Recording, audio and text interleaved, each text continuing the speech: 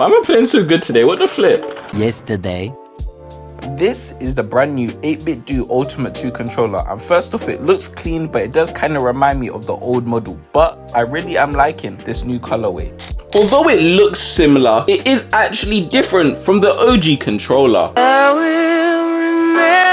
With a wider but somehow more comfortable design, buttons which are responsive, clicky and satisfying to press, and the addition of extra buttons at the back and over here. But we really do need to question if it's actually useful. Realistically, it should be, since you're allowed to press extra buttons without moving your finger off the actual controller. For example, if I wanted to press A, instead of doing this, I can press one of the back buttons over here. However, this would be fantastic if it was an actual extra button, but realistically, it's an extra input. So you need to trade one button for another one. So when you're mapping out your inputs on the 8BitDo software, make sure you do it correctly or you might lose a key input. Bro, what the flip? I can't shoot! I can't shoot! At the back of the controller, there is a trigger stopper feature, which allows you to have almost instant response times, which could be very useful in shooting games or any game which you need fast responses. And honestly, this is a helpful advantage that allows me to get more shots off before I eventually die in the game, since I'm rubbish anyway. And I honestly wish I could say the same about the gyro feature, but honestly, I can't imagine using this feature apart from just testing the controller. It's definitely a cool feature to have, and it's been very easily integrated by just pressing the profile button to activate it, but it's just not for me. I don't see a use case for it. Maybe in more driving games, however, that's not really my genre of gaming. Since we were just on the topic of profiles, let's go over them. They're simple to create and just as easy to activate. You can literally activate them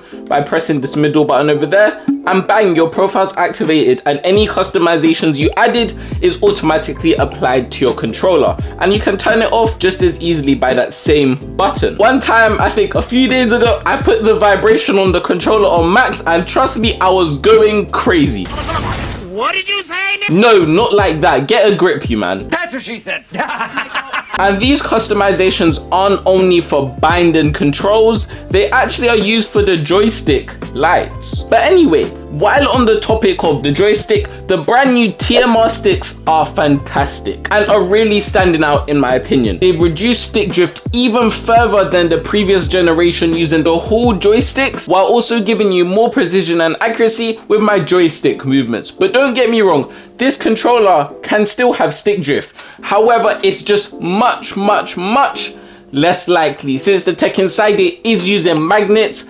However, it still has the potential of stick drift since parts do wear and tear. But honestly speaking, at this price range, are we in any position to complain? One of the major topics I did want to cover with this controller is battery life, and it's absolutely phenomenal, lasting around 17 hours. And this is a very long time considering all the features on the controller, as well as how little latency the controller has. But of course, it never gets to this since the dock practically lives right on top of my PC, so whenever I'm done, straight onto the dock, and whenever I use it, it's always on fully charged. However, where someone would probably use this is when they game on their phone. They can take this out and connect it to their Android device. Unfortunately, there's no support for Nintendo Switch or Apple phones, but if you have an Android phone and want to connect it and game on that, that's the only scenario where I could imagine you actually needing this 17-hour battery life. To wrap it up, the 8BitDo Ultimate 2 is a decent step up from the first one due to its TMR switches, trigger stoppers,